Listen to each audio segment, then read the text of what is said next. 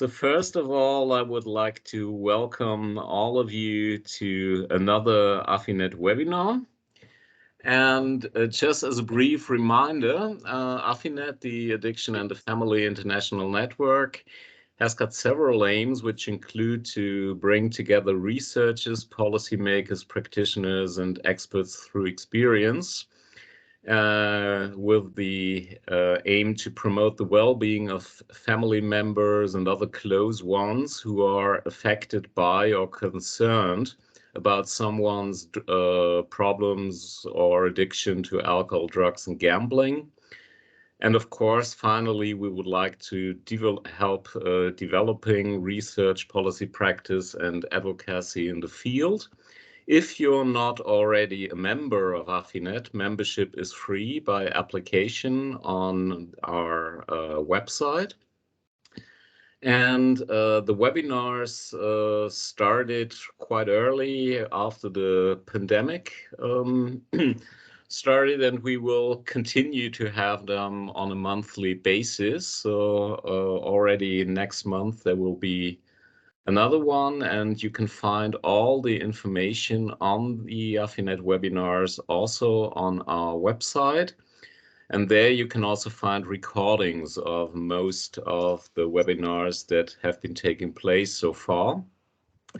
And finally, joining the webinars is free, but since AFINet is a small charity organization and we have several costs involved with maintaining the website and organizing webinars and so forth, we, of course, would welcome if we receive donations. If you like the webinars or feel you could contribute a bit, every little bit helps. And so today I'm very happy to introduce Emily Lothian, if I pronounced it right. Yeah, I hope so. No one ever pronounced it perfectly, so that's very good. Okay, wonderful.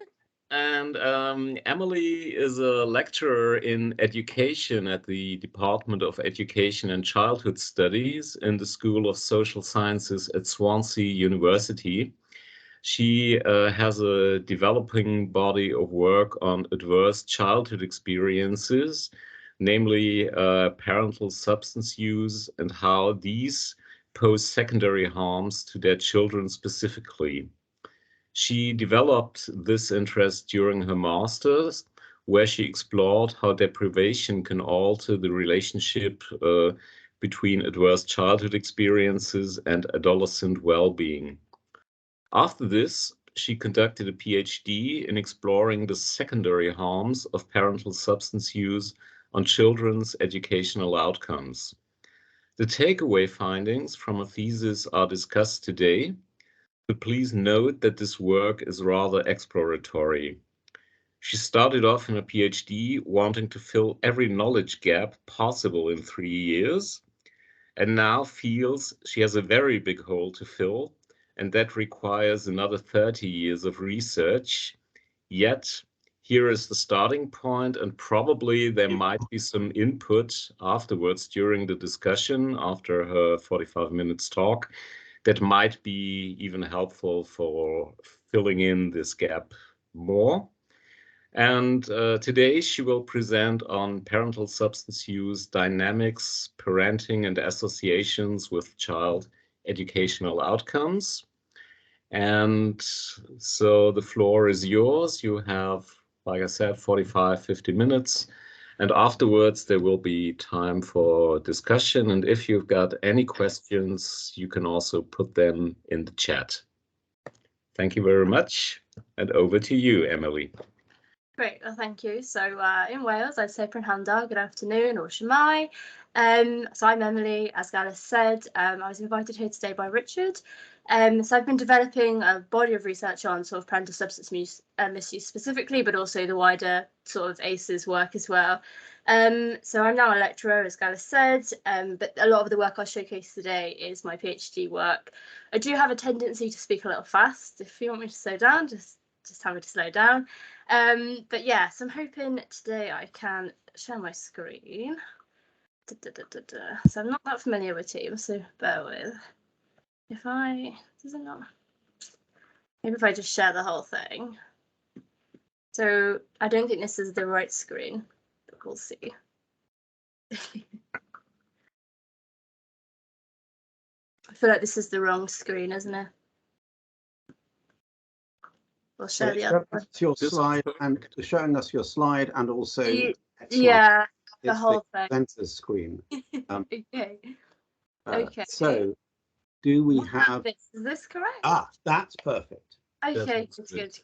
Oh no, I'll put that back down. All right then. So I'll get started. So essentially, my PhD was formally titled "The Secondary Harms of Parental Substance Misuse," but because there was sort of three overarching elements to it. So that's sort of the scoping review, or the review I did, because now scoping reviews are a lot more technical than what they were when I started. There's the dynamics, which is kind of how parents use drugs and alcohol, and then also kind of the associations with educational outcomes. I wish this, there we go. So as I said, this is just kind of a mini introduction of what I'm going to cover today. So first of all, will be the research originally on parental substance use and children's educational outcomes. Then it'll be sort of parental substance use dynamics, the associations, and then we're exploring sort of the pathways through parental substance use and children's educational outcomes. And that primarily focuses on family, sort of family environment and parenting. So when I first started getting into this literature, I found that there was loads and loads and loads of newspaper articles. They tended to be a little bit leaning onto the side of problematization, less so from more sort of left-wing newspapers, but certainly more kind of newspapers that look for clickbait. Say there was definitely more of a demonization of parents, but you know, a lot of newspapers lean towards the demonization because they want to make their stories interesting, of course. So that really got me into kind of understanding what the media say and what we currently know. And it started to flag a couple of studies for me. But I was primarily interested in sort of what the research said. And the more kind of I did research, I kept looking into reviews of the research, and I kept thinking, well, there's always, you know, stuff on educational outcomes, but it's a small box. And it's usually the usual studies. So kind of Park and Shep did a really interesting review on this. So did Richard Velleman and Templeton. So they did two reviews. There was the original one, and then there was an update. And then more recently, McGovern did a rapid review as well on non-dependent drinking.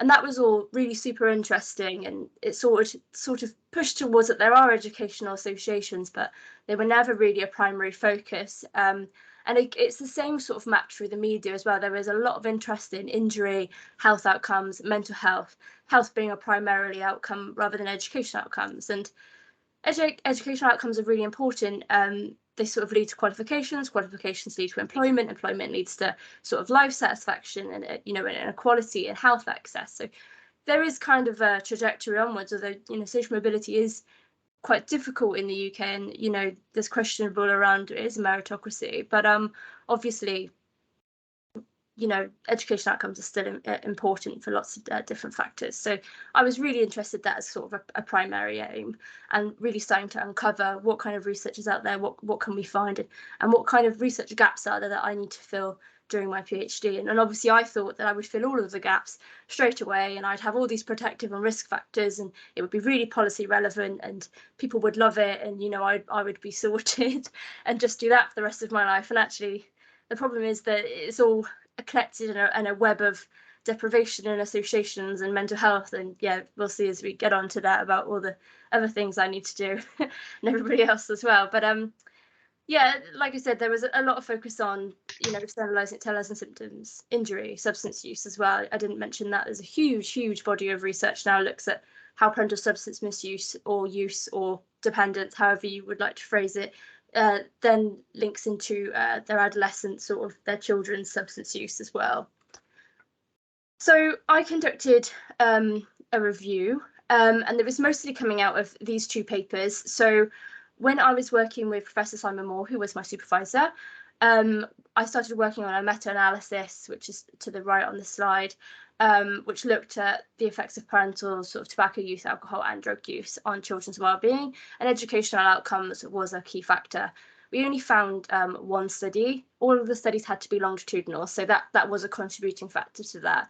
And it was saying that academic achievement was negatively associated with parental alcohol use specifically. I think I can remember correctly. And then McGovern came out sort of during my PhD as well, which kind of lent back to, me keeping kind of the body of work of parental substance misuse and children's education outcomes always on tap. So I sort of started the review in late 2017. I think that's when my PhD started, maybe mid 2017, yeah, until mid 2018. But I was always trying to keep update where I could. So like I said, I was really interested to know what research is out there.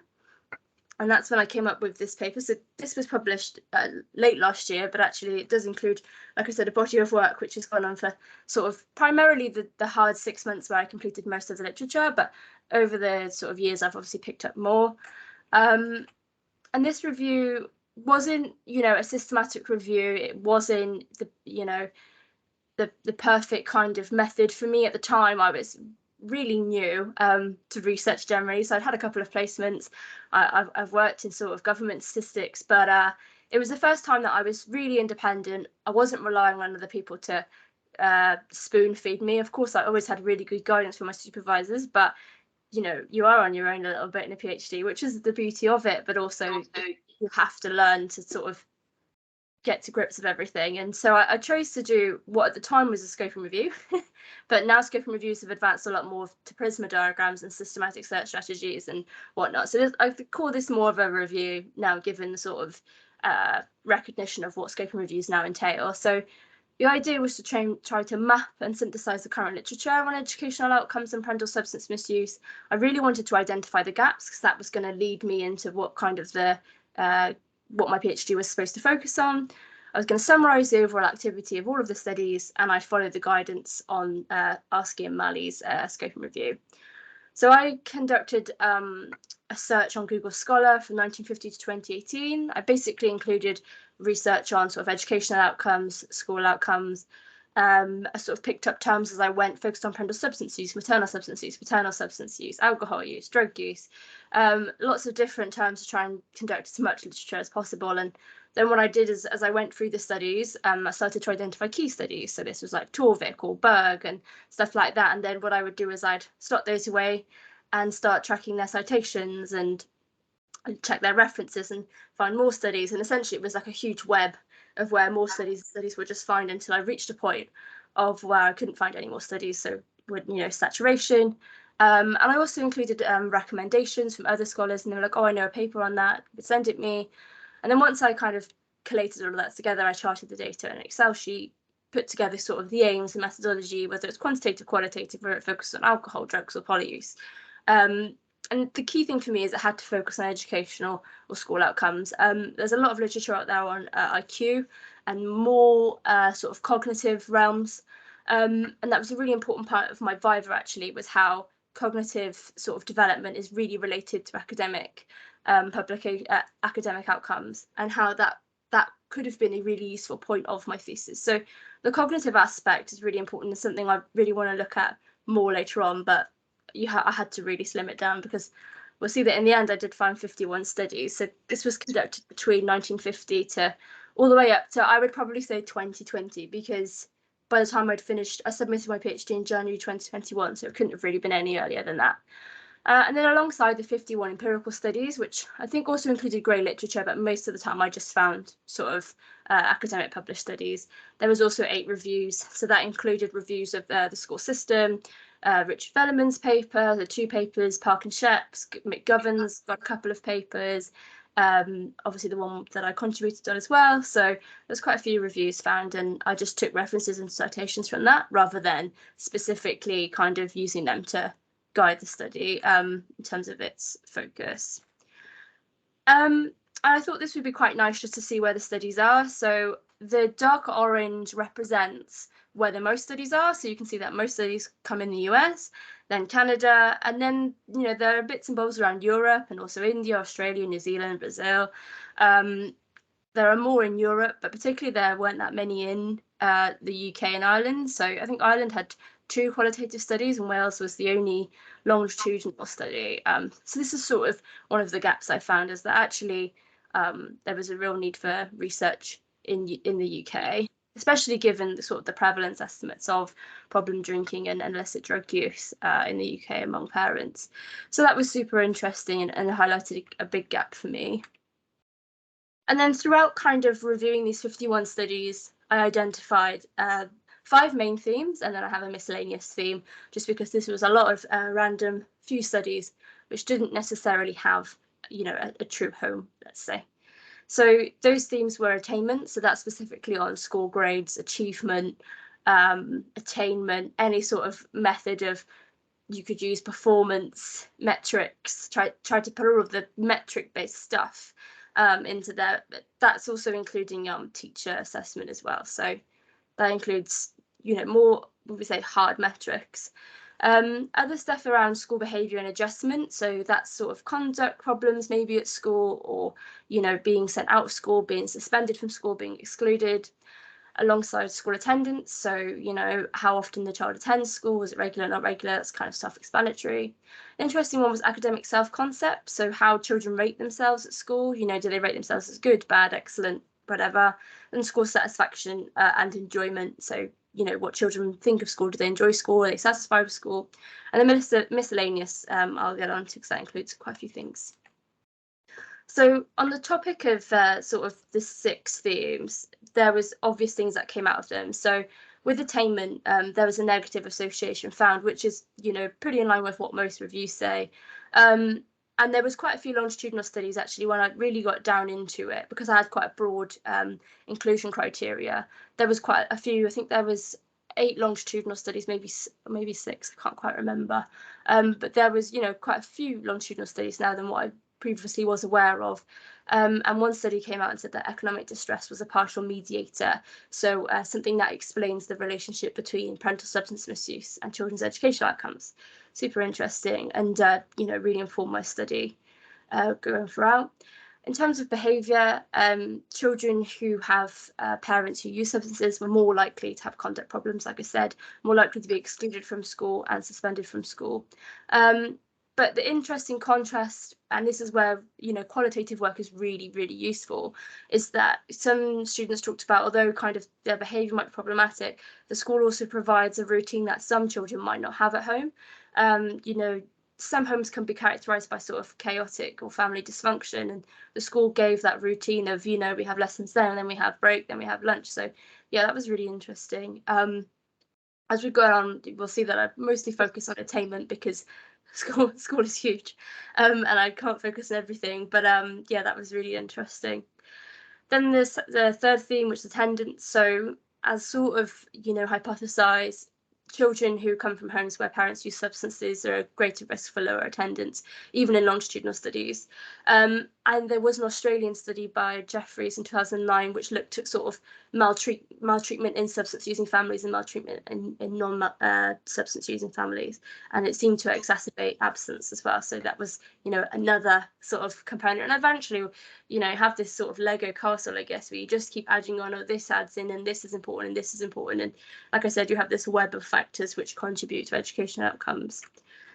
And then on the other 3 themes, I talked about academic self-concept. So children of parents who use substances, you know, less likely to rate themselves as above average, excellent, and good, and vice versa.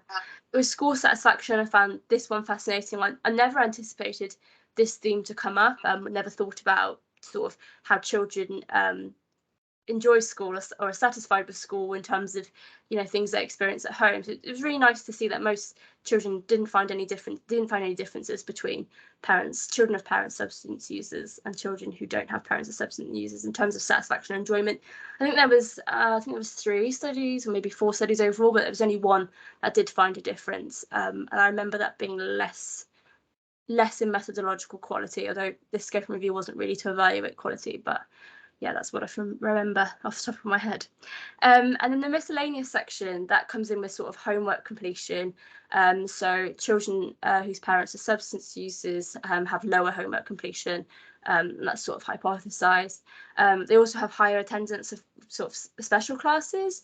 So that's sort of to help them educationally. They also have more referrals to the school psychologists. So now we're starting to bring in the sort of element of mental health. And this was something that came through a lot of the papers, is around the relationship between parental substance use and mental health. And, you know, there was a lot of discussion throughout my thesis on whether I should use both or whether I should just use one. And in the end, I just focused on parental substance use, but actually in my further work now I would definitely include mental health, because it's just so comorbid, and loads of papers coming out now around that as well, which is really interesting.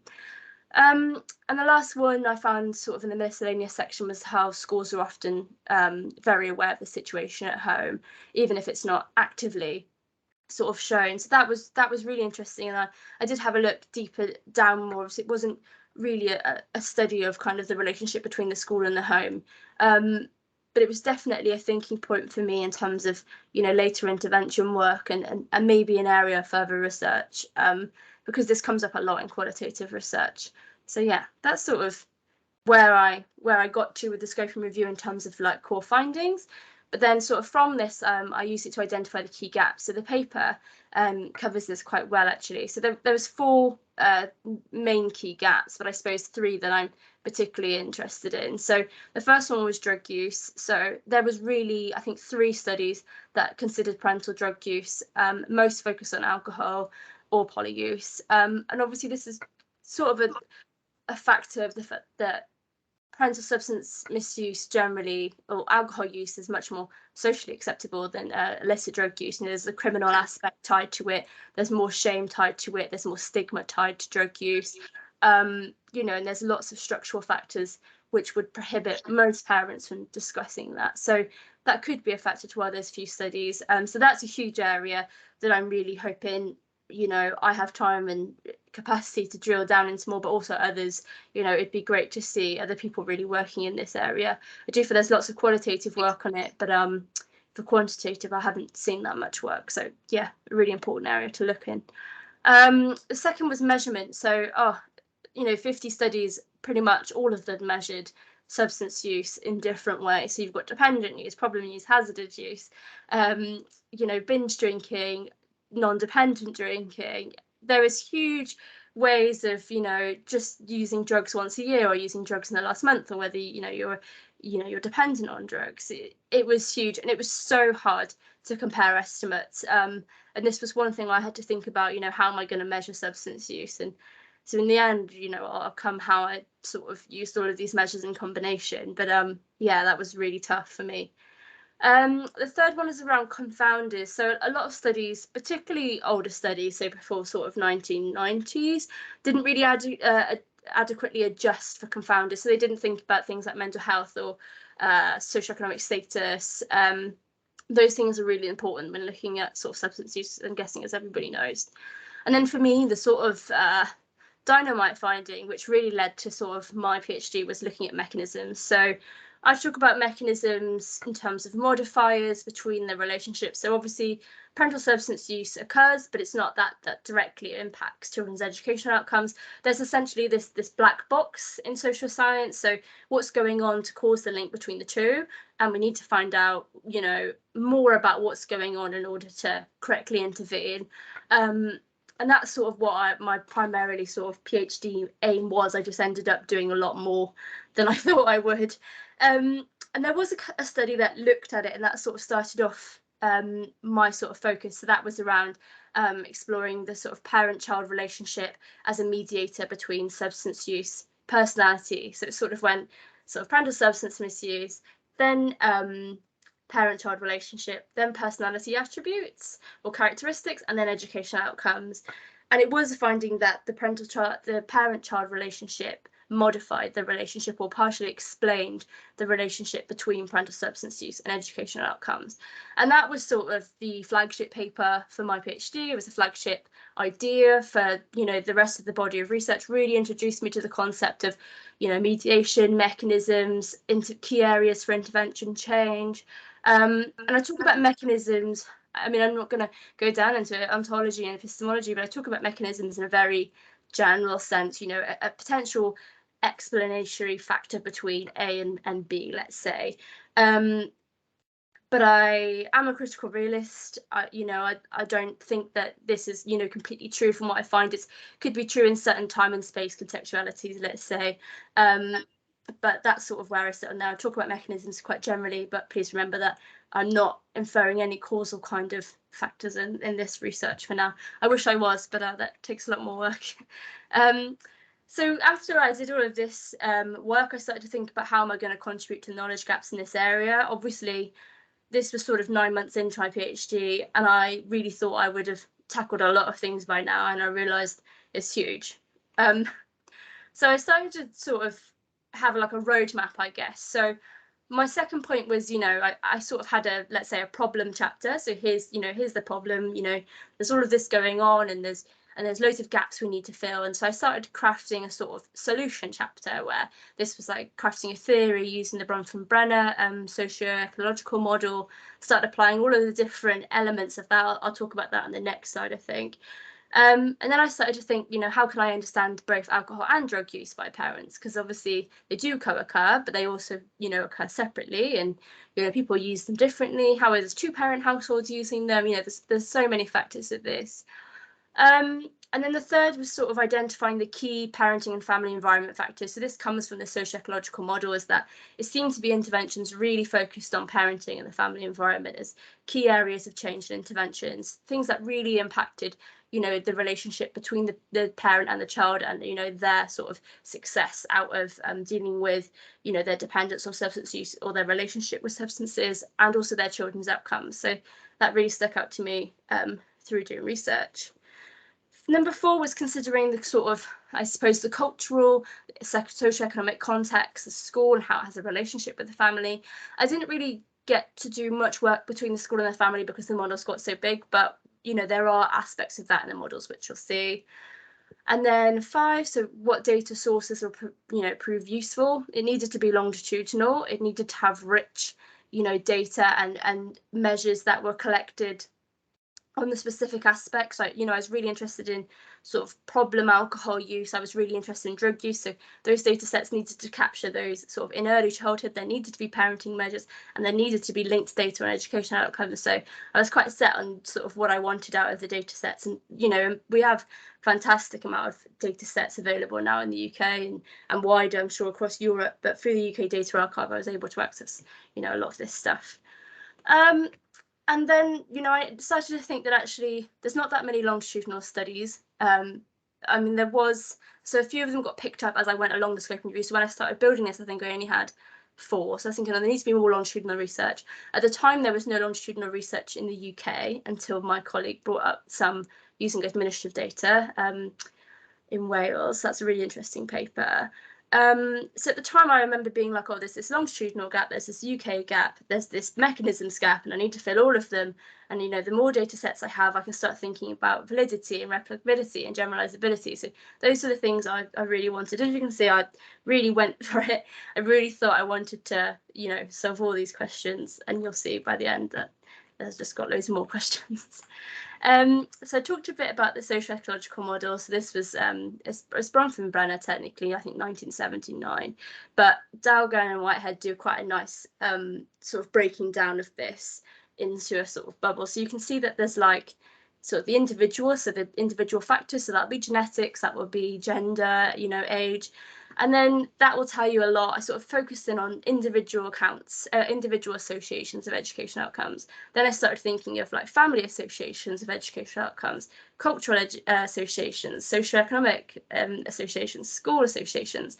And I started thinking, if all of these associations exist between education outcomes, what happens if you have a parent who substance uses? So then I started breaking down, like, you know, how parenting sort of capacity is strained when you're either in a household trying to co-parent with someone using substances, or you are the person that's using substances. You know, your financial impact, the stress impact. So you know, the sort of relationship between the child tends to decrease. It becomes a lot more strained.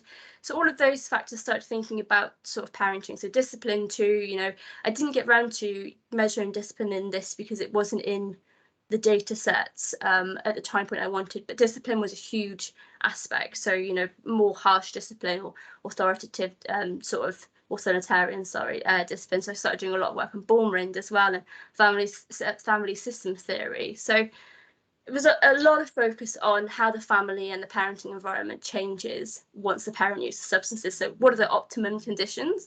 I say that with inverted commas because I think that every family is different, and you know, as much as I'm a big lover of quantitative research, I really don't want to problematize or put people into boxes. And you'll see why I tend to do more of this later in class work, because it's more qualitative. It's a nice bridge between quant and qual, I think. But I'll get onto that a bit later. So hopefully that's a bit helpful. Yeah, so once I've got through the sort of solutions chapter, I call it solutions just in my head, but I suppose it's the theory chapter. I started to think about how am I going to do this. So in the end, I picked secondary analysis of 2 longitudinal cohort studies. So the Millennium cohort study and the and ALSPAC. ALSPAC has around 15,000 children in it. They were collected in the early 1990s, and they followed pregnant mothers, and they still follow pregnant mothers and their children and other children's children. You know, it's in essence, it's a very white community-based sample, but it's really rich.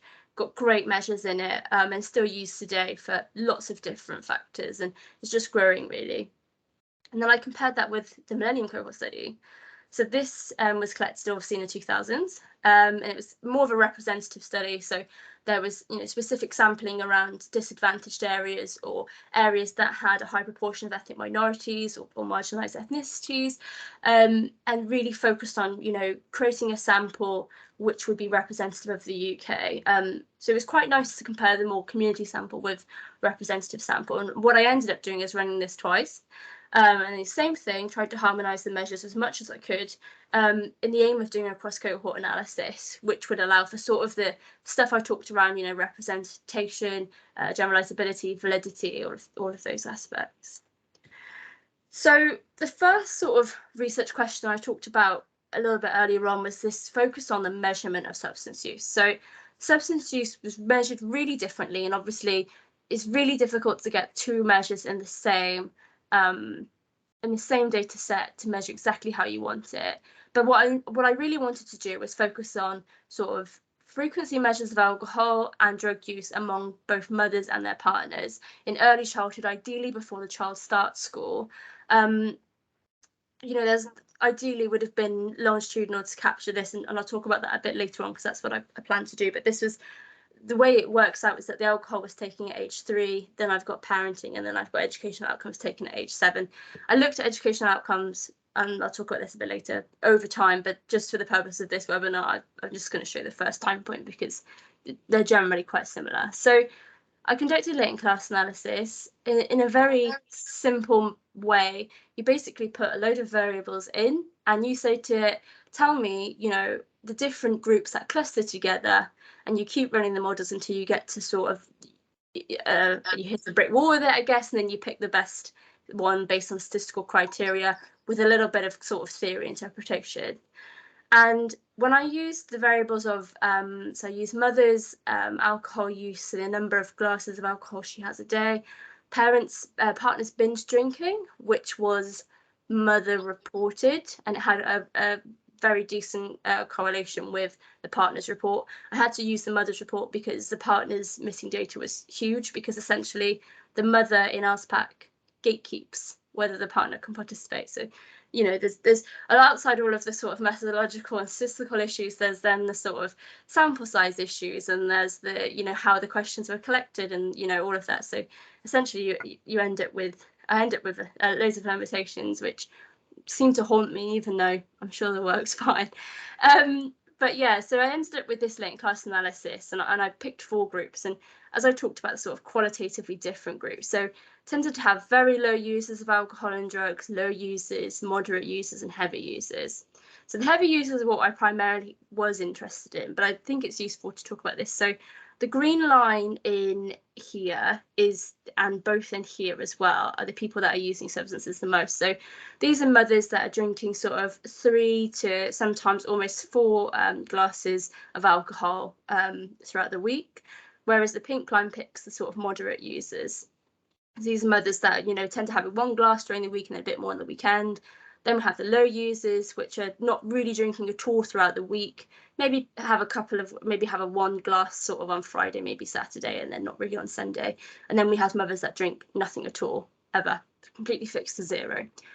So then this is in contrast with sort of the partners binge drinking. So this is the probability of being in each category. And we can see the same mothers that are in this green category here, but also the partners are in the category of binge drinking more than 10 days or every day of the month. So what we're starting to see is sort of a mirroring, right? So where the mothers were using alcohol quite a lot, so were the partners. And the same goes for moderate. So most of the partners seem to be in the sort of 5 to 10 days round for the moderate drinking. And so for the low users, it was flatter across here, not really there. And for the low users, you know, 30% of the almost a third, maybe 30% of partners were in the none category for binge drinking. So I could see through the ALSPAC that there was more of a mirroring behaviours, you know, between the dynamics between mother and partner and how they used alcohol. For drugs, I didn't have any measures on partner drug use in ALSPAC. I didn't even have a mother report either, so I couldn't look at partner drug use, but I could look for mother's drug use. And for the mothers that were in sort of the heavy use category, around about 20% of them had used illicit drugs in the last year. So that was the only measure I had for drug use. But yeah, so ALSPAC is telling me that, you know, parents mirror their behaviours, and most likely there's some indication that there might be polyuse. So those who use quite a lot of alcohol are more likely to use drugs than any other class as well. I don't know why that's not changing. There we go. So this is published. I'm just going to have a quick drink. So I published this quite early on in my PhD. I was really keen to get this out. I hadn't seen it before, and then I realised in 2016 someone has done something very similar, which happens to me all the time. I just need to obviously work on my literature skills. But yeah, this paper sort of details what I talked about quickly on that slide, and I appreciate it's not you know, completely detailed, and this details it, you know, loads. So you can, I think this is pretty, yeah, it is open access, and you can have a look at this, and it details it quite a lot and identifies also future gaps as well, so that covers it. So then essentially also then what I did is I did the same thing with Millennium Cohort Study, but with different measures. But Millennium Cohort Study, because it's a more recent cohort, and obviously it's learned from all the other cohorts on, you know, what we use as researchers, it collects information on mothers and partners, alcohol and drug use, and uses the same questions. So that was really nice because I could directly compare, because in ALSPAC I only had sort of mothers number of glasses of alcohol used and then partners binge drinking, which is really hard to dissociate, you know, who's drinking more. But this was nice because, you know, I could compare really well here.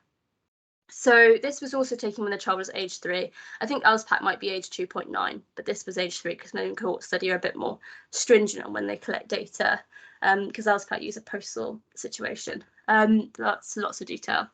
So I used the same sort of method, so latent class analysis, and again, 4 qualitatively different groups came up.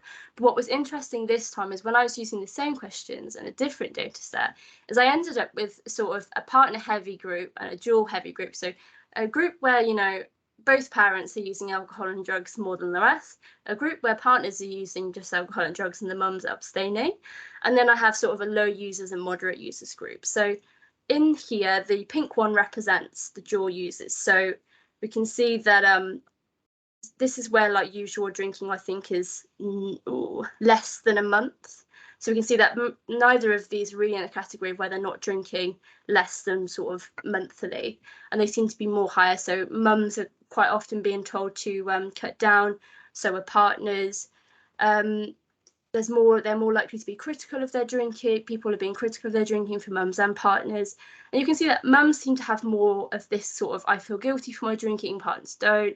And this is sort of drug use as well. So they had the higher drug use. And you can see sort of for partner heavy, it's slightly different. So mums aren't, more mums are not usually drinking than partners. Mums are not being told to cut down, but partners are. mums are not having critical remarks made of them, but partners are, and so on. So that was really interesting. The low users obviously are drinking slightly more, but they score really low on these, and so do the very low, or sorry, the moderate users, the blue line. I don't know what's, oh no, the red, sorry, that's me getting confused because of the other graph. The moderate users are the red line, and you can see that both mum and partner are drinking slightly, and then it flattens out, same here with the low users. So that was really interesting to have two bits of analysis using two different data sets, two different sources, and generally, you know, it's kind of the same thing, low, moderate, high, but it was the dynamics which I was really interested in, how mums and their partners use substances together. So then essentially use these. So I talked about the sort of heavy parental substance use classes or groups, let's say. I think groups is a bit nicer. So here were the green line, so mothers and partners that were using alcohol alcohol and drugs quite a lot compared to the other groups in LSPAC. And then again, for the MCS, I classed, oh, my mouse is kind of a bit weird. I classed the partner heavy users and the dual heavy users as sort of the high risk class. So, you know, mums and dad, well, I say mums and partners because it could also be same sex groups in MCS and also LSPAC. So mums and partners using alcohol and drugs quite often more than other groups, and the same with in this instance we have a partner heavy group. So those are sort of the groups I was primarily interested in.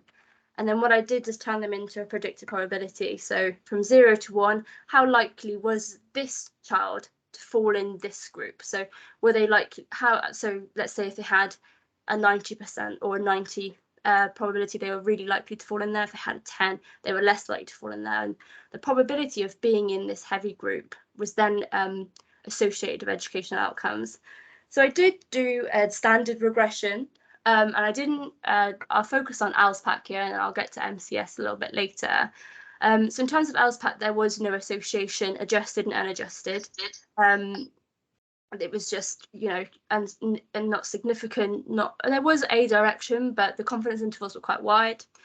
So that was really interesting. So I still conducted sort of the pathway analysis because I was interested in what the pathways look like for parenting in the family environment.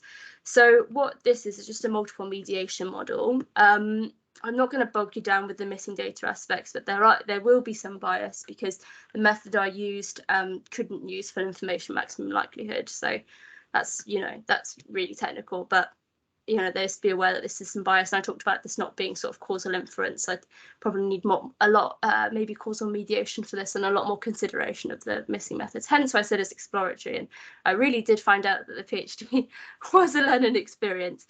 But what this shows you is, you know, the sort of relationship here. So this is a probability of being in a heavy parental substance use group in LSPAC. So this is both parents using substances.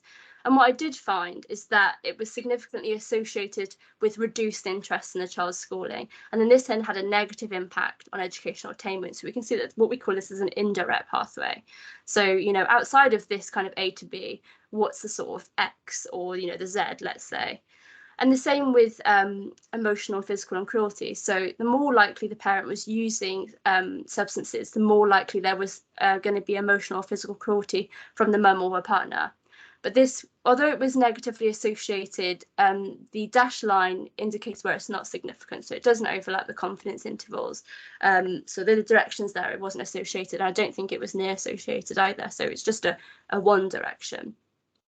We didn't find any associations between the probability of parental substance use and breakfast and sleep routine. And I thought this was really interesting because in a lot of the qualitative literature I had read, it was all about kind of the lack of routine and chaos and, you know, family environments being sort of really manic. I didn't find any associations here. And I don't know if that's maybe because that's reserved for more dependent use and this was more probably focused on non-dependent use. Of course, there'll be sort of not dependent drinkers probably within that group, but yeah, it overall picks up more probably non-dependents, although they were highly predictive of educational attainment, as you would expect. I'll get onto the direct association in a minute, but what I found really interesting is that the probability of parental substance use was linked with decreased help with homework for both the mother and then her partner. this was absolutely fascinating, and I spent a long time with my supervisors, that mothers' help with homework was negatively associated with educational attainment, but partners' help with homework was, you know, positively associated. So we started thinking about this in depth, and I checked my codes, and I was thinking, you know, if I'd done something wrong here. But in the end, we started to think about whether it's sort of an element of support. So if it's just mum having to help, that might indicate, you know, more single parents. That could be stress, strain, you know, a lot of capacity put on mums where they may have to work 2 jobs. Whereas if the partner's helping, it might be more of a proxy of social support. So the partner's actively involved in the child's schooling and the child's learning and their lives, and it's more of a sort of supportive structure. So that's what we've taken from that, but that was really interesting. And sort of the last 2, which, you know, really quite dominant in the literature, was the association between substance use and interparental conflict. It was positively associated. So the more substance use there was, the more likelihood of sort of interparental conflict. And the same with mother-child interaction. So the more likely they were to fall in that sort of dual heavy class, the green line that I talked about in LSPAC, the less likely they were to have a positive mother-child interaction. So this was like cuddling, cuddling, reading, stories, bath time. Something that I didn't really explain, sorry, was that this was taken at age 3. All of these were taken between age 5 and 6, and this is taken at age 7. So there was a big focus on it being a temporal aspect, as in, you know, you have A, and then sort of B is the outcome, and then the mechanisms in the middle have to run one after the other to make sure, you know, for causality, but we're not really looking for causality, but it needs to be in order. And then what was interesting is that the mother-child interaction was positively associated with educational attainment. So things like reading stories, bathing, cuddling, you know, obviously has a really promotive impact on educational attainment, really good association. So then what was interesting is when we looked at these models, they ended up having a positive association. And I sat back and thought, how have I got all of these positive indirect effects or negative, which are sort of in line with the theory, but I've got a positive association, as in the more parents drink, the better the educational attainment. I was like, that can't be right. That doesn't align with the literature. And obviously I panicked, and I had a really nice progress reviewer go through that with me as a statistician. And, you know, he said, you need to look at this, you need to break this down, you need to start thinking about socioeconomic context. So I'll get onto that a little bit after. But essentially what I will show is how once these fancy models are broken down by socioeconomic status, so I looked at parental education, so parents who are degree educated or not, we can see that this, you know, this disappears to be non-indirect, and most of the associations are in the sort of lower socioeconomic groups, whereas the high socioeconomic groups don't have any of the associations. So we can see that sort of my measure of parental substance use using the latent class analysis was really confounded by socioeconomic status. And so was parenting. So I'll get onto that a bit more, but that's sort of the interesting fact. So then I ran these models again for Millennium Cohort study. So this is the partners' parental substance misuse. So this is where partners are using drugs and alcohol more than most, and mothers are not using as much. And sort of you can see that most are dashed lines. So there wasn't really that many strong associations. But what I did find is that, you know, for every increase in partner heavy substance use, there was more attendance at parents' evening and a better mother-child interaction. And I'll get onto that a little bit later. We can see that, again, most factors such as mother-child closeness, attendance at parenting evening, breakfast, sleeping, how good the parent feels as a parent, conflict, mother-child interaction, partner-child interaction, all have, you know, positive associations of educational attainment, which we would expect in the literature. Some key things around MCS is that the interparental conflict often showed a negative association with educational attainment, which wasn't shown in LSPAC. They also had potentially better measures. So they talked about closeness between the mother and child, attendance at parents' evening. There was more school-based measures, which was really useful, same as school involvement as well. And they also included partner-child interactions. That was an added extra for using MCS in conjunction with LSPAC. So I talked about the parents' evening and the mother-child interaction, but I thought about this a lot in terms of family systems theory. So maybe this is evidence of where, or predictive of where, the mother is over-functioning. So the partner's using alcohol and drugs, and maybe they're not being able to be as active in the family situation. So the mum's having to go to a lot of parents' evening, maybe overworking to make sure their child's sort of doing okay, and they're having lots of interactions with their child because they're doing more of the sort of family work, whilst the other parent might not be as involved. That's just a theory. I talked about the direct effect in the last model, and I had the same thing here. So the probability of the partner having substance use increased educational attainment, which was crazy. I really didn't understand that. And again, the entire latent class model and some of these models were confounded by socioeconomic status. And I'll get onto that. There's another slide after that. So this is the last crazy model you'll see. And this is the dual heavy parents. So I talked about in MCS that I found 2 groups. So I found the partner heavy groups, the model I just explained. And then I also had the dual heavy group. So this is the pink line. So this is where both mother and the partner are using alcohol and drugs, higher than most. So there wasn't that many associations with sort of parents' evening, closeness, regular bedtime, but we did see that the more parents, particularly mothers and their partners, used drugs and alcohol, or there was feelings of problems with that, the decreased association with their parenting competency. So the more substances they were using, the less good they felt as a parent, despite the fact that this had a clear association then with educational attainment. So there was an indirect pathway here. I also found that the probability between sort of being in that high group was negatively associated with how involved they were with helping with math homework and English homework and science homework. I think it was science as well. But that didn't have an association with educational attainment. And then the last one was that there was a negative association between being sort of a higher substance user, interparental conflict, and then this had a negative association with educational attainment. Same for the mother-child interaction, and that then had a positive association, but not so for the partner-child interaction, which was interesting. That probably leans more towards sort of traditional settings where the mother might do more sort of care, particularly in the sort of formative years. So yeah, that was sort of the models as a whole. And as you can see, again, there was this positive association, which obviously freaked me out, because it's not common that you would see sort of a pathway or a mediation model having sort of mixed findings. That there's all this indirect stuff going on, and then there's the positive in the middle. So I was really confused. And like I said, I basically reran the latent class analysis that I showed you in those models by socioeconomic status. So I split the samples by parents who were degree educated and non-degree educated, and ran it again, and essentially found that the latent class analyses were confounded by social class. And what was really interesting is that the lower socioeconomic classes were more likely to use drugs than alcohol, and the higher socioeconomic classes were more likely to use alcohol than drugs. So there was emergence of this kind of class associations with what kind of substances people use, which is in line with the literature.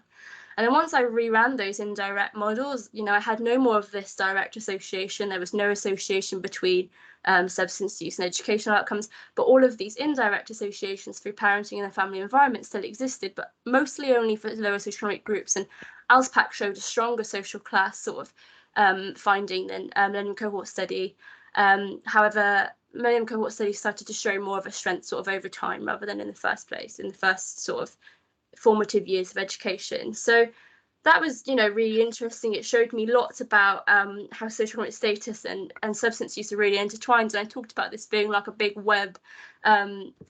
And yeah, it just kept getting wider and wider. And this really informed my work to how socioeconomic status is really important, to not only how people use substances, but, why. So I've started thinking more about do lower socioeconomic people use substances because they're stressed, whereas higher socioeconomic people use them because, it's a form of socializing. So, that's not, that might not be the case, but that was just some stuff that I read and started to think about quite a lot. So there's more gaps of things I need to look at.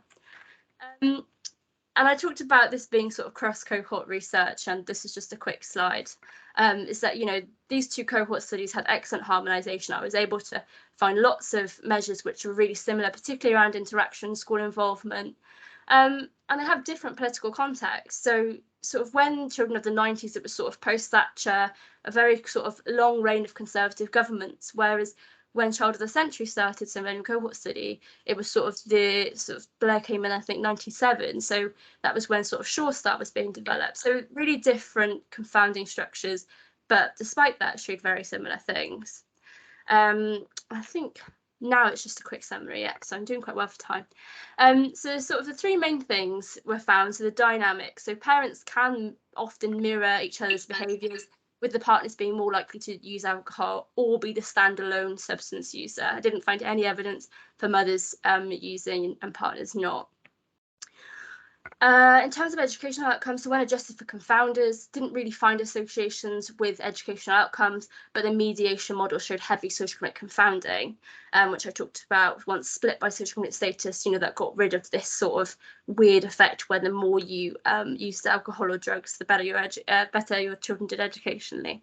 And then sort of the thing I was really interested in is the mechanisms of this pathway, and that parenting in the family environment seemed to be under strain when families were in sort of more likely to be in the heavy substance using groups. And like I said, this was confounded by socioeconomic status, in that most of those indirect pathways seem to appear for lower socioeconomic groups. And I won't go into this too much, but this was something really brought out in my Fiverr, that these, the findings are really important for sort of intervention development and policy making. So thinking about what elements should we be focusing on in intervention? Is it sort of the mother-child interaction, because that's really important for educational outcomes, and is it reducing interparental conflict? So those elements, key areas for change are stuff that I want to work on more and start developing methodologically, to start thinking about causal inference methods and things that I can inform interventions with. And obviously the policy making is around sort of, I suppose, programs, how to reduce, how to make parents aware of how their substances affect their children, how to get schools to become more aware of these issues, stuff like that. And going forward, I mean, these are three things that I'm currently working on or trying to develop, but there's loads more. So there's loads of data sources out there to collect information on how parents use substances. One of them is a substance use treatment record, and I have a small pot of money proposed to IAS, and find about that a little bit later. There needs to be more longitudinal research in this area. So I found a really fantastic paper the other day, which collects information on parent substance use over time, and looks at the associations of children when they're older. So that's something I'm going to be looking at, how I can use that. And more consideration of mechanisms in qualitative research. I think some sort of a sequential method where my sort of quantitative research could be used in a qualitative area would be really good for opening up this understanding, and just giving some richness and some depth to the stuff I found already, because that is lacking, unfortunately. And yeah, so diolch yn fawr. Well, thank you very much. I'm Emily. I just wanted to say that although this is, my research, I've been really well supported. My supervisors were really fantastic and really pushed me, and a lot of the stuff I've shown is partially due to the many people who have really helped me and supported me and developed me and challenged my ideas. And there's my Twitter and my email, and you can get in touch anytime. I'm pretty good with my emails right now, especially over the summer. So yeah, thank you. Thank you very much for this. Pretty good time for me. For this very interesting talk, and loads of data you presented to us. Sorry. And now there's room for discussion, and I'm sure Richard has got several questions like always. But probably before I hand over to him, I might take the privilege as the chair for starting with the first question. And I was wondering a bit, you operationalized it based on substance use, and I think it was mainly frequency, amount, and so on. And I just, for example, in Germany, I think one of the best predictors in females regarding frequency and amount of alcohol use is education, which is the higher the education and social class, the more women drink. Yeah. And so, and you also mentioned there were a lot of socio-economic confounders, and I just wonder whether there are any data available that go more into a kind of clinically meaningful topic, like, for example, symptoms related to substance use, because I mean, in epidemiologic research, as far as I understood it, mostly people who are heavy users are people who, I don't know, consume a pint of beer each evening, which for me as a clinician is something entirely different than people I see in treatment. So I just wonder, what do you think about this? Could it be that probably more, well, ICD, DSM related criteria might explain more variance? Yes, I think there's two things to that. So I think what my PhD really illuminated to me is the reason why people use substances is probably very related to children's outcomes. But second is around the sort of, like I said, didn't really pick up much dependence or symptoms related to dependence with this.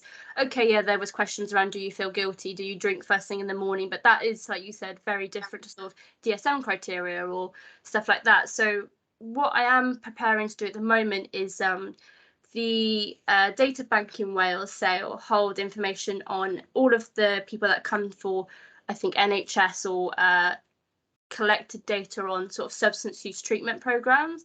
And what I'm planning to do is to get access to that and conduct a feasibility analysis to see how the associations with that impact on children, and are those associations potentially different to Cohort, or hospital admissions or GP problems. So now starting to more compare how we measure parental substance misuse and how that affects children differentially.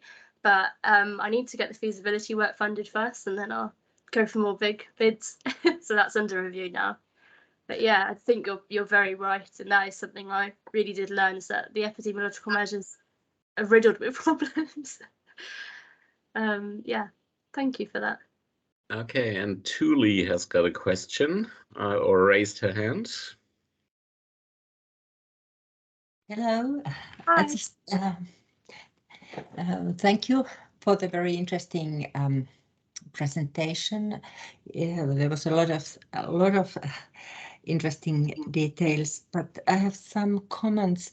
One concerning also this question that Carlos just asked, because in Finland we have been conducting register-based follow-up studies, and especially now we have looked at those children. We have more than 1,000 children who have followed their parents to treatment, and that's also those are also selected because when they come to treatment, they search for help and then they get treatment. So it's difficult to define or find the people who have really problems. Or define what is the level of the problems in the family, and then those who come to treatment, then they receive also treatment and help, and then or some of them receive help. So it's complicated, but at least those results, when we have followed more than 20 years, those people who have whose parents have sought help, we can see that we can see something about the education also, that the education is lower than in general population, and it's related somewhat to that, to the education of the parents, or the educational level of the parents, but not totally. But then there are other things like the women or the girls move early out from the parental home and they get the first child early, and then there is criminality and death, but not for example, only 19 out of 1,050 children had died, so not much death. But when we look at the death, then we can see that it's related to the parental or drugs. So they are not like natural deaths. But register-based studies are a good way also of looking, but they have a lot of problems and difficulties also. So and it's mostly then only like negative signals. Education and the other registers are mostly negative. So like criminality or problems with something. But then also you took up this that educational level was not so clearly related to that, or it didn't have a connection to the.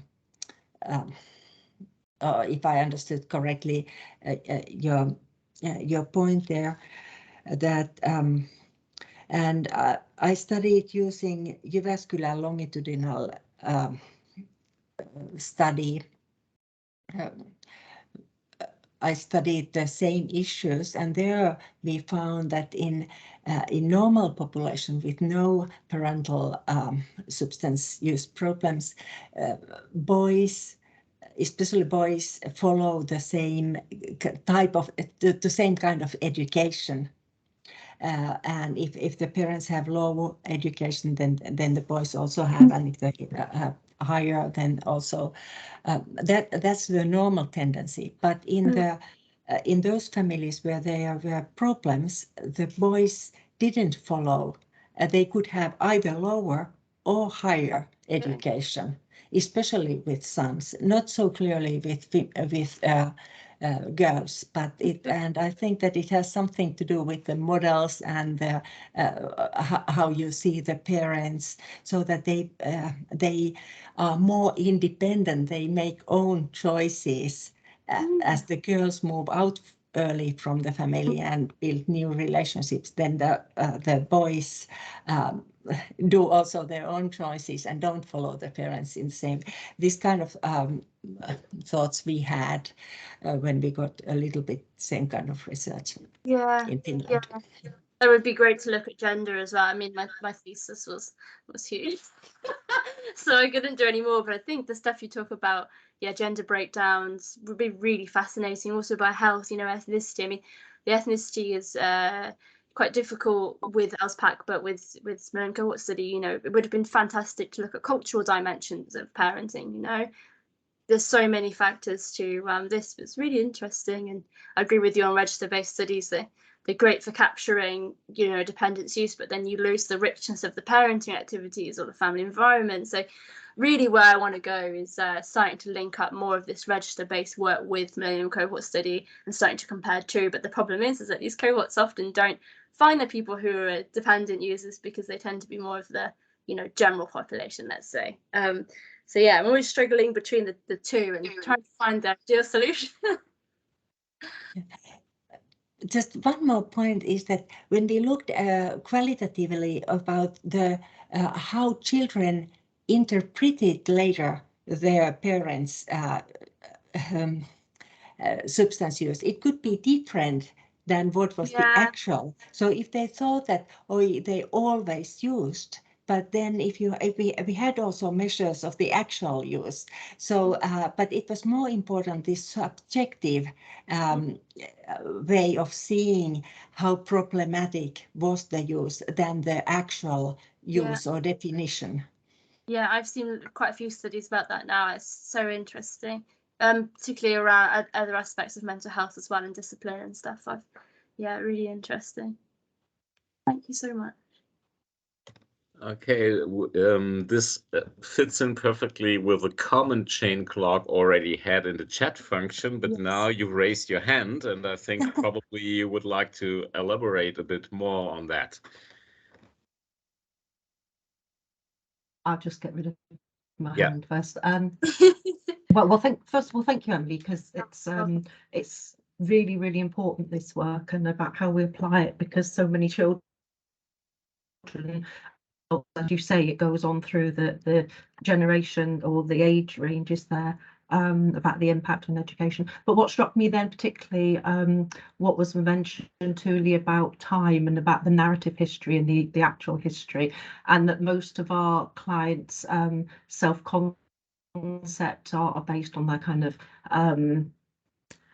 the stories, the narratives we tell ourselves, but also the even that kind of unmemorable memories, the emotional and physiological impact of trauma. And the mention of time is something I'm really interested in, because I work with a lot of people with very disintegrated self states. I do psychotherapy with a lot of people. I do cognitive analytic therapy, and time is something that we often bring into the equation. The fact that that adult part of themselves might kind of start to question their narrative and their experience, but that the experience of time when you're in trauma is very, very different. The experience of time as a child, as an infant, when you haven't got MOTs and meals and work to think about, an infant's experience of time is completely different. But that definitely, we all know in trauma time, you get kind of different sense of temporality. And I think that when somebody objectively looks at what the parent's usage was, and if that doesn't match a child or a teenager's sense of what that time was, I think it's the child's sense of time that was their real experience. And I think the whole thing, we've talked about associations, but dissociation. And I meet so many people who've underachieved at school or being given ADHD diagnosis because they're in a chronic state of dissociation when they go to school, because they've actually experienced things that are unbearable, and their whole physiological system has gone in, you know, the cortisol shot up and they're gone. But yeah, really good, interesting stuff here. Thank you. I know, Doc, it's really interesting to see you know, the more psychological side of it. I kind of sit in the realm of social psychology, I guess. I don't really, I'm very interdisciplinary, but yeah, I recently read the whole, I mean, this is not necessarily academic text, but the What Happened to You book. And that was fascinating. Talked a lot about kind of the dissociation and the survival tactics and cognitively how you remain on a certain part to exist. And yeah, really fascinating. And well, and a fantastic book on that side is Sue Gerhardt's Why Love Matters, because she really looks at physiological experiences of active harm, harm by emotional unavailability, because people always think of trauma as that active harm that we see on the television, but actually the preoccupied or depressed mother, in some ways that's the kind of the monster under the bed that people can't identify, and they say, well, my childhood was fine, and what they don't realize is that maybe a parent who drank, who wasn't violent but was just emotionally disconnected and unavailable, that's traumatic. But it's almost the very absence that makes it hard for them to name that absence, because it's not on their agenda. That's true. Thank you very much. I think, Richard, it's your turn. I mean, we are running out of time, I know, so I will not. It's going to be a second Viva. Absolutely, it's not. But just a couple of, well, a number of things. The first thing is you started off, Emily, by saying one of the things the PhD had helped you realize, and indeed that it wasn't an educational experience, which is what it's meant to be, but how very complex the situation is. And I think that even just some of the discussion we've had so far and some of the questions have underlined how complex this whole process is, and how, I mean, I'm tremendously impressed at your statistical work. And I think doing these major statistical modeling is absolutely vital. And one of the things as you say, there's been, strangely, it's not usually the case in most other areas, but in this area, there's been more qualitative work than there has been quantitative work. The qualitative work is so fantastic, because I identified all of the areas that I can now look at. So absolutely. So, and then some of the questions have been all about sort of the qualitative issues, which, I mean, the reason why I've always preferred to do mixed methodology work is that I think that qualitative work and quantitative work give you such very different ways at looking at the same set of phenomena. So one thing for the future is carry on doing the quantitative work, but don't ignore the qualitative work. They have to get tied together. The second thing I wanted to say was that this is a lovely AFINet webinar. Seminar. I mean, we've already had questions from Germany, from Finland, and from England to Wales, and Doreen's just put a question in from Holland in the chat and so on. So this is very much an international. It's an international area that we're interested in. These problems are and as you said, it showed on that lovely map you had of where all the studies came from. Yeah. This is such an international area of work, and AFINet such an international group, and these webinars just demonstrate that so well. I think there are some very interesting issues which have come up. Certainly, obviously, one of the things you said earlier was about schools being aware of the issue. And I think that has a lot of implications, or a lot of questions for us about what we should be advising schools to do when they are aware of it. So I mean, it's easy to say, well, people don't do things, but I mean, one of the reasons why people don't do things is they don't know what to do. Yeah. So schools are aware that there's a situation where parents maybe are drinking too much. They notice it when people, mothers or fathers or partners, bring people into school or pick them up, but they're not sure what to do about it. And I think one of the issues for us always is you know, in the professional side, is what advice should we be giving to other professionals about how best to deal with this? You don't want people to go in a too heavy-handed way. You don't want to do things that are going to be damaging for the children, and yet on the other hand, we don't want them to ignore it either. So it's interesting how many schools are saying we know about this that came out from the data. I think the question about trying to get more clinically meaningful samples is, I think, a very important one. And I mean, two areas that I thought would be very interesting. One of them is there's been a lot of work on children in care proceedings, and the hugely disproportionate number of children in care proceedings with parents who have got alcohol or drug problems or mental health problems or some combination of all three. Yeah. And trying to look 5 or 6, yeah, you know, they just keep getting wider. So yeah, trying to look at data about those children's educational attainment, I think, would be extremely interesting. I have a bid in doing something with that in Wales. So the Wales data on children who are looked after / in need is expanding. There's been some really great work. So what I plan to do is try to identify different types of out-of-home histories, look at educational outcomes, but then also look at mechanisms. So I think that would be brilliant. But it's not only out-of-home outcomes, because a lot of children in care proceedings actually remain in home. Yeah. So I think that's, in fact, that distinction between out of home and people who remain in home is, I think, a particularly interesting one, if you can then look at educational attainment. Looking at the wonderful data source you've got in Wales is the Option 2 data source. Do you know about Option 2? No. Okay, it was based in Cardiff. It's been quite well researched and taken up quite broadly by the Welsh government, I think, and was a way of doing intensive work for a relatively short period of time with extremely problematic families where the children were at the point of being taken into care. And the very last thing was to put Option 2 in, which would be basically 6 or 8 weeks of very intensive work. Now, they've got a big data source as well, so that would be really interesting. And the final thing I just wanted to say was about resilience. Because I think that one of the things that's most interesting about looking at educational outcomes, and one of the reasons I was interested in resilience all those many years ago when I started to get interested in this whole area, was actually some Scandinavian work that had been done using registers, which is where we started off talking today with some of the questions, where they found that people who are from registers came from families where there were serious alcohol problems, and of course they were only dealing with alcohol when I was looking in the 1990s, 1980s about people who were now adult from their parents. So everyone's looking mainly at alcohol, but there were two sorts of outcome. But one of them was that people who came from problem alcohol families were disproportionately more likely to be high achievers. And that was a very interesting finding. Obviously, they were also disproportionately more likely to be low achievers. But it's a group of people who are high achievers that made me think, I wonder what's going on here.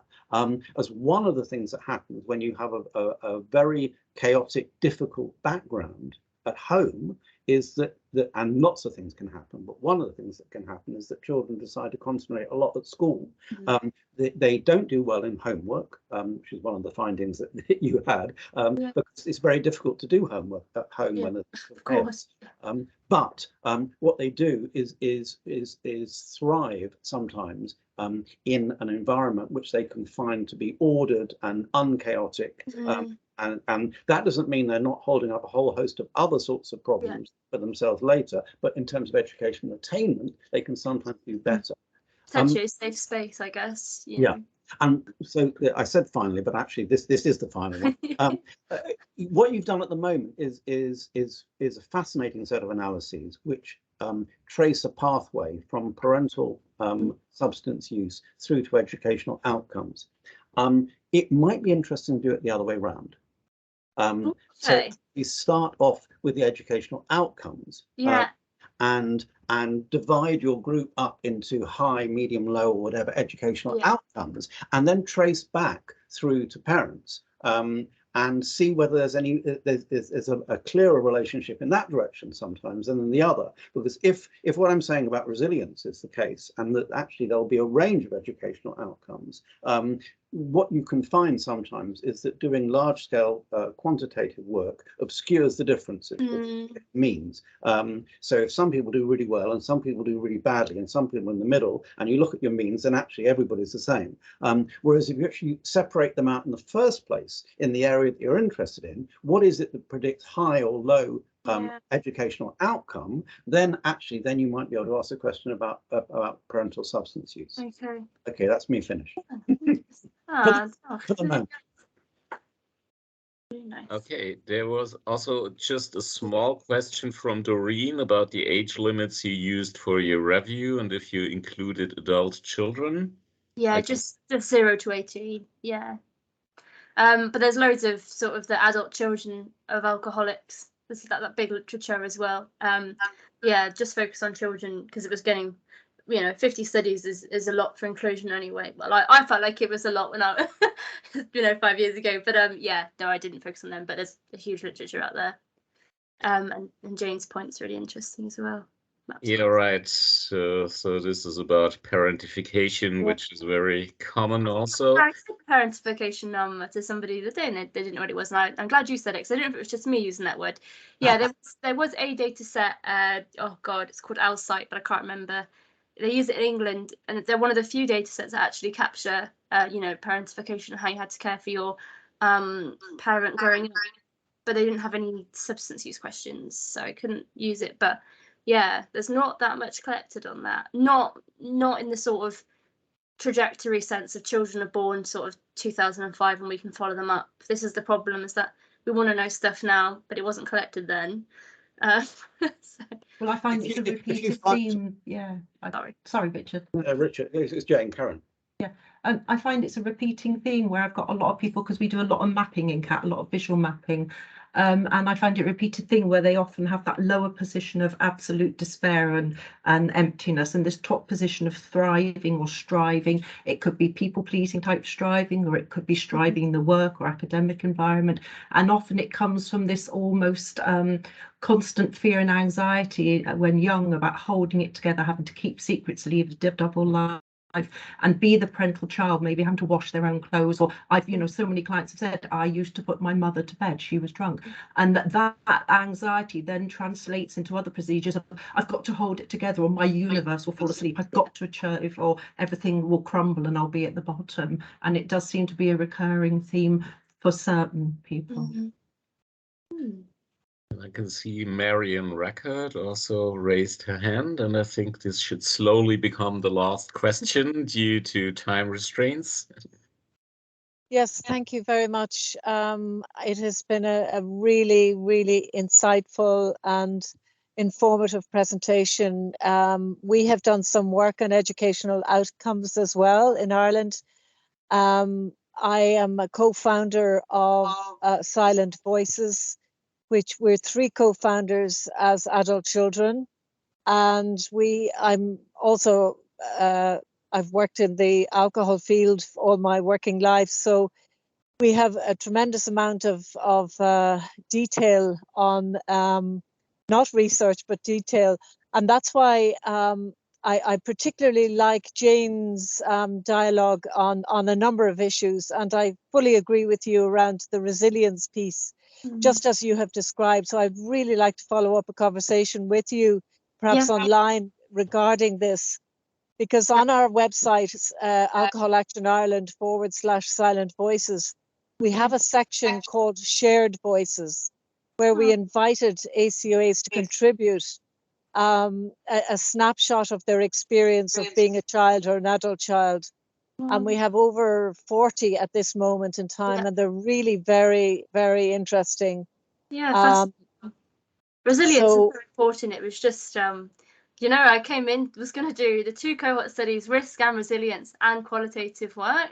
And then I realized I can do 2 risks and that's it. But the resilience is so important.